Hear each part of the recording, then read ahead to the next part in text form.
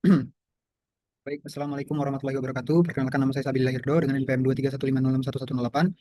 Baik, di sini saya akan mempresentasikan terkait eh, materi saya, yaitu klasifikasi tingkat kematangan buah alpukat menggunakan CNN, Convolutional Neural Network, yaitu adalah mata kuliah Deep Learning, dengan dosen saya yaitu Pak Rio Ariesta. Terima kasih kepada Pak Rio Ariesta Pradipta karena telah memberikan kesempatan untuk presentasi kita pada hari ini.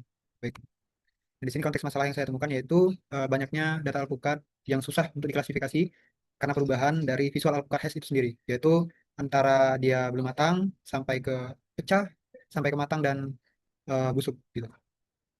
Nah, rumusan masalahnya itu kita menemukan masalah arsitektur CNN mana yang terbaik untuk klasifikasi kematangan alpukat ini. Yang pertama itu kita menentukan CNN, yaitu custom CNN, ada MobileNet V3 dan ResNet 101. Sini kita tidak mencoba untuk MobileNet V2 ataupun ResNet 50 karena kita ingin mencoba model yang terbaru dan lebih kaya akan informasi. Kemudian tujuan dua itu membandingkan performa ketiga model, dan ketiga adalah membangun prototipe aplikasi melalui Streamlit.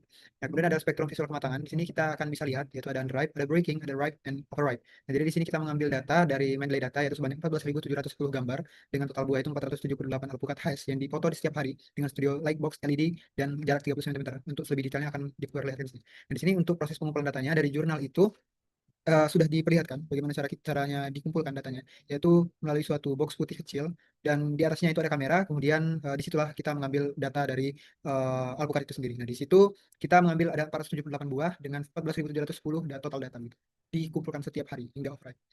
Nah, baik, rekayasa label mengapa 4 kelas bukan 5? Jadi pada awalnya data ini ada 5 kelas, yaitu adalah unripe, breaking, ada ripe first phase, ada ripe second phase, dan ada overripe. Nah, jadi di ripe ini ada dua fase, tapi saya jadikan satu fase saja karena di sini model yang pertama yang saya lakukan ketika ripe-nya ada dua fase itu untuk custom CNN maupun MobileNet dan juga ResNet sangat kesulitan untuk membedakan antara ripe yang pertama dan ripe yang kedua. Jadi karena selisihnya sangat kecil sekali, itu membuat kesulitan model. Jadi kita berusaha untuk menggabungkan prep-nya itu saja. Nah, di sini eksperimen 5 kelas stagnan di akurasi 67-68% dan itu benar. Karena keterbatasan itulah kita menggabungkan prep-nya menjadi satu saja. Nah, integritas eksperimen pembagian dataset yaitu yang seperti yang dilihat 334 buah itu training set, 71 buah itu validation set, dan kemudian tesnya itu ada 73 buah dengan total foto seperti yang data. Nah, di sini ada tiga model yaitu custom CNN, MobileNet, dan juga ResNet yang kita pakai. Kemudian itu anatomi raksasanya itu. Dan ResNet, ini seperti yang kita ketahui, ResNet itu melatih 101 lapisan karena ResNet 101 seperti namanya. Dan juga ada solusi residualnya, yaitu koreksi shortcut menyediakan jalan tol. Dan juga ada kapasitas bottleneck-nya, yaitu strukturnya 1 kali 1, 3 kali 3, dan 1 kali 1. Begitu. Nah, di sini ada mekanika MobileNet V3 yang terbaru daripada MobileNet V2 dengan kayakan fitur yaitu bertindak seperti lampu sorot cerdas dengan fitur peta dikompresi menjadi vektor global. Nah, kemudian ada aktivasi hard switch-nya, yaitu menggantikan relay biasa dengan non-linearitas, karena untuk membuat ini semakin efisien untuk dilakukan processing di smartphone gitu, karena sesuai namanya MobileNet. Kemudian ada dibangun dari no scratch, yaitu adalah suatu custom CNN yang kita buat dengan fine tuning dengan tanpa model apapun, yaitu seperti yang dilihat, yaitu convolutional 1 32 filter, convolutional 2 64 filter, seperti yang bisa kita lihat di sini. Di sini kita berusaha untuk membuat suatu scratch atau suatu papan kosong yang bukan model apapun, kita membuat sendiri custom CNN. Apakah ini lebih baik daripada model-model yang kita pertimbangkan? Nah, kemudian ada pipeline processingnya dan augmentasi. Nah, ini untuk reprocessingnya yang kita lakukan hanya resize, yaitu menjadi 224 kali 224 karena foto yang awalnya itu adalah 768 kali 768 kalau tidak salah, itu kita ubah menjadi 224 karena supaya untuk processing dari komputernya juga cepat. Nah, kemudian normalisasinya ImageNet Min, kita memakai di sini 0,48, 0,456 dan 0,406 seperti yang biasa. Dan augmentasi juga kita lakukan. Kemudian di sini tidak ada color cheater, dikarenakan warna itu adalah fitur utama kematangan. Dilarang mengubah distribusi warna, karena ketika kita mengubah warna, itu kita tidak bisa melihat matangnya, dan itu bakal sangat-sangat susah untuk kita melihat apakah buah ini matang atau enggak, karena yang sudah saya lakukan dan stagnan untuk akurasinya. Kemudian ada komparasi model pre-train, di sini ada komparasi dari MobileNet dan juga ResNet dengan freeze epoch-nya 5 dengan fine tuning juga. Nah, kemudian di sini ada strategi pelatihannya, kemudian di sini ada konfigurasi pelatihan. Jadi hyperparameter yang kita gunakan adalah yang pertama itu platform komputasi, karena kita memakai Kaggle Colab, jadi kita bisa memakai GPU NVIDIA Tesla T4X2. Juga optimizernya ada kita memakai Adam Wake dengan 1 E-4. Ada fungsi loss-nya juga kita pakai hyperparameter seperti yang terlihat, yaitu siklus pelatihan juga dengan max epoch itu 50 dan batch size-nya itu 32, early stopping patience adalah 12. Nah, ini sangat perlu diperhatikan karena dalam menentukan early stopping dan max epoch itu sangat-sangat kita harus perhatikan. Oke, ini cara kerja kode algoritma training loop. Jadi kita memakai checkpoint karena di sini sangat-sangat beresiko ya kalau kita tidak memakai checkpoint ketika kita menjalankan kode itu lagi, dan itu berpotensi untuk mengulanginya dari awal begitu. Nah, di sini hasil uji kemenangan yang mengejutkan. Jadi kalau kita lihat dari hasil apa yang sudah kita kerjakan, saya juga agak sedikit kebingungan ya. Di sini untuk akurasinya, yang menang itu adalah custom CNN. Dan juga F1 score-nya juga custom CNN tetap menang gitu. Karena di sini custom CNN belajar dari awal. dan tidak ada fitur-fitur atau informasi lebih. Karena itulah dia ketika menerima informasi bersih dari data-data alpukat, dia bisa mencapai akurasi yang lebih tinggi gitu. Nah, fase breaking merupakan kelas paling ambigu secara biologis di mana sintetis antosianin baru dimulai menjadikan tantangan terbesar bagi semua arsitektur. Nah, benar, mulai dari breaking ke ripe ataupun under ripe ke breaking itu di fase breakingnya sangat susah dibedakan karena hampir sama saja dan tidak bisa dibedakan. Itulah kenapa untuk klasifikasi output ini sangat-sangat sulit gitu. Nah, adapun eh, hasil dari conversion matrix bisa kita lihat di sini. Untuk conversion matrixnya itu sendiri ada dalam custom CNN itu sangat terlokalisasi pada kelas yang bersebelahan kronologis, yaitu pada breaking yang disangka unripe 12% dan overripe disangka ripe 25%. Di sini eh, seperti yang saya bicarakan tadi, untuk breaking itu kan dia sulit dibedakan dengan yang tidak matang gitu karena dia masih masa pemecahan, dan overripe itu malah disangka ripe karena hampir sama begitu warnanya. Model secara implisit mempelajari urutan waktu. Nah, the chaotic error seperti Trend Giants adalah pola kesalahan tersebar luas lintas kelas. MobileNet salah menebak ripe menjadi overripe dan ResNet gagal mengunci spesialisasi fitur lokal yang diperlukan gitu. Kayak efisiensi versus kapasitas di sini bisa kita lihat untuk asumsi CNN itu berada di 58,7, ResNet itu 59,2, dan MobileNet V3 itu 16,7. Nah, gitu. Di sini asumsi CNN itu belajar selama 50 epoch penuh tanpa memicu early stopping mengungguli model lain. Tetapi pada ResNet dan juga uh, MobileNet V3 itu tidak, untuk ResNet itu tidak mengalami early stopping tetapi berhenti belajar gitu. Dan juga MobileNet V3 itu mengalami early stopping gitu. Oke, di sini sindrom pengetahuan yang berlebihan itu paradoks domain shift, yaitu mengapa raksasa kalah jadi bobot ImageNet. Nah, di sini inti dari permasalahan yang kita lakukan yaitu kenapa custom CNN itu bisa menang, karena bobot dari ImageNet ini mengkodekan pemahaman fitur universal. Namun dalam lingkungan studio yang sangat terkontrol, memori universal ini menjadi noise. Nah, begitu. Karena ketika model-model seperti MobileNet ataupun ResNet memiliki ImageNet yang banyak atau informasi-informasi yang banyak, itu membuat lingkungan studio yang sangat itu tuh membuat memori universal ini menjadi noise gitu, menjadi gangguan gitu. Nah, jadi informasi dalam lingkungan studio yang sangat terkontrol itu malah menjadi noise bagi model-model raksasa. Nah, kemudian ada beban unlearning. ResNet dan MobileNet dipaksa melupakan fitur dunia nyata sebelum bisa belajar mendeteksi kerutan mikroskopis pada alpukat. Nah, kemudian bayi di laboratorium. Nah, custom CNN menang karena ia murni belajar dari distribusi domain studio tanpa beban masa lalu. Seperti yang saya beritahukan tadi, karena tidak ada informasi-informasi yang berlebih, dan seperti murni atau suci, untuk asumsi CNN itu belajar dengan penuh terhadap foto-foto yang kita berikan begitu. Nah, apakah pertanyaannya ketika foto itu sedikit dia akurasinya akan lebih besar? Tidak juga. Karena ketika saya coba akurasinya malah mengecil karena sistem atau model itu tidak belajar dengan baik. Jadi semakin banyak data sebenarnya semakin tinggi akurasinya tersebut. Tetapi karena datanya ini terlalu bersih dan juga terlalu murni, mungkin dari kedua model sebelumnya itu mengakibatkan suatu ambigu gitu. Nah, sudut pandang mesin seperti yang kita lihat itu independensi kesalahan, itu perbedaan probabilitas ekstrem ini membuktikan bahwa setiap arsitektur mengekstrak sel fitur yang sama sekali berbeda dari gambar yang sama. Dengan peluang masa depan, di sini membuka peluang emas untuk membangun ensemble model, menggabungkan tiga prediksi untuk mengoreksi kelemahan masing-masing. Baik, di sini bisa kita lihat bagaimana cara dia menebak dan juga bagaimana cara dia memprediksi. Nah, sini kesimpulannya yang bisa kita dapatkan yaitu yang pertama adalah deployment siap pakai. Model custom CNN diekspor ke format PTH dan dienkapsulasi untuk interferensi real time via streamlit. Jadi ini bukan untuk mobile, jadi kita via streamlit ya. Kemudian ada rekomendasi arsitektur untuk tas inspeksi visual di pabrik. Kemudian ada standar metodologi pemisahan data berdasar identitas fisik. Nah, baik, untuk penjelasan dari presentasi mungkin segitu saja. Kemudian saya akan lanjutkan ke kodenya. Baik, maaf untuk tadi karena terhalang. Sepertinya terjadi kesalahan. Untuk video muka saya tidak terlihat. Baik, di sini saya akan memperbaiki. Jadi muka saya terlihat sekarang. Dan di sini kita akan membahas untuk terkait kode yang saya terapkan gitu ya. Pertama itu adalah sel 1. Di sini ada sampai sel 11, yaitu download dataset dengan memakai import OS, yaitu mendownload datasetnya terlebih dahulu dari image pad yang ada di Kaggle yang sudah saya inputkan. Kemudian itu ada di sini informasi apakah sudah terdownload, yaitu gambar ditemukan sebesar 14.000. Kemudian ada sel 2 yaitu mengimport semua library yang dibutuhkan.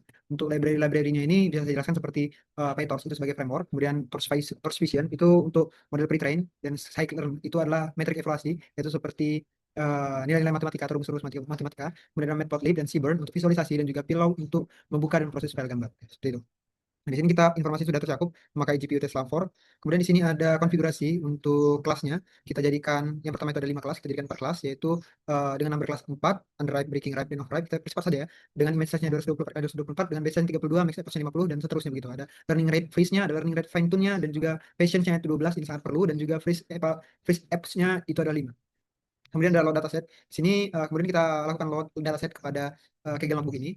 Dapat ditemukan itu sekitar segini, itu gambarnya. Sini mungkin memang untuk data dari PhotoRive itu agak sedikit banyak ya. Jadi kita lakukan weak balance namanya, agar tidak ada ketimpangan pada datanya. Kemudian di sini ada transform transform split. Nah, untuk transform splitnya itu sendiri, kita itu berguna untuk menangani tiga hal, yaitu augmentasi data, pembagian dataset, dan pembagian dataset yang bebas data leaks, dan penyimbangan kelas ya. Begitu.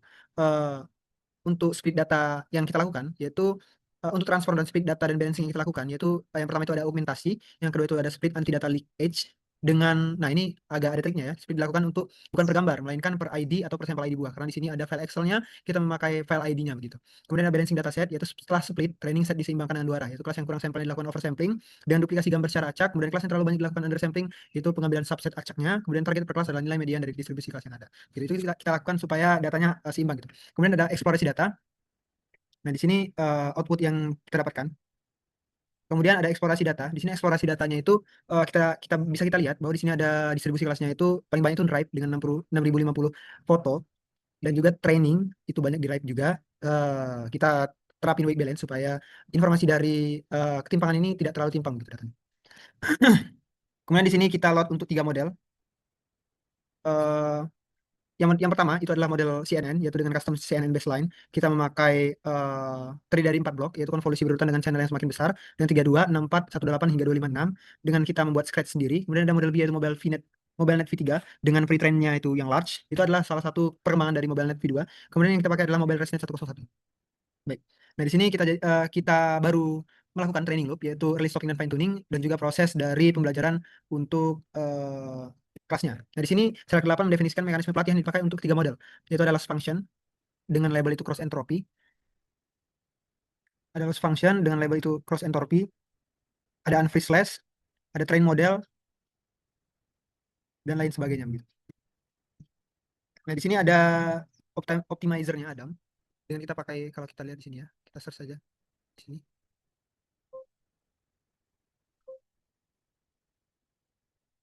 Ini tidak kelihatan di sini.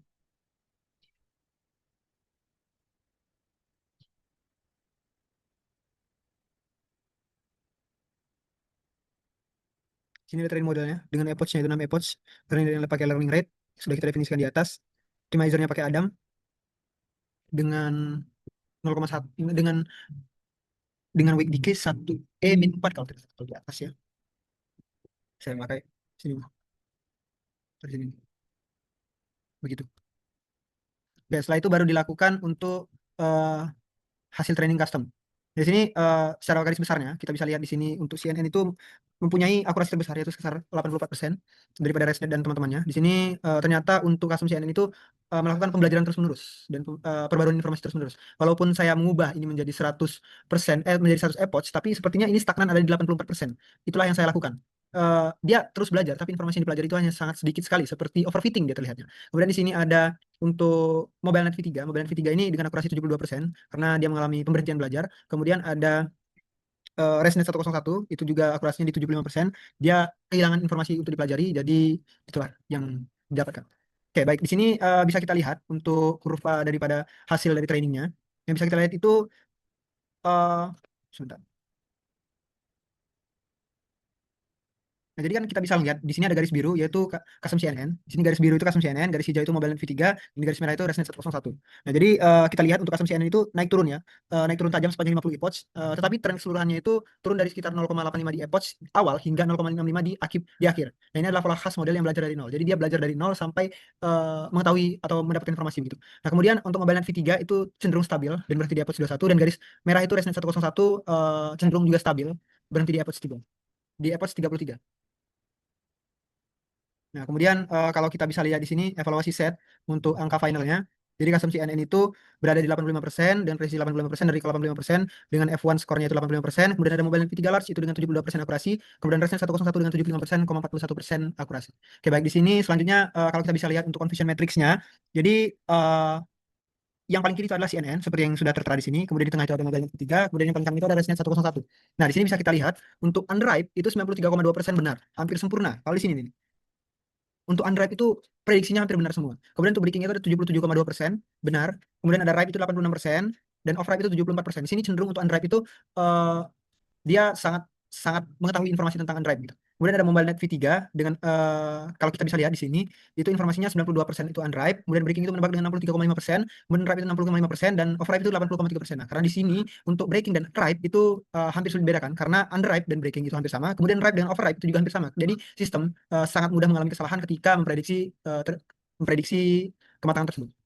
Baik di sini kemudian untuk model ResNet 101 bisa kita lihat untuk conversion matrix seperti ini. Uh, Apabila saya jelaskan panjang lebar nantinya.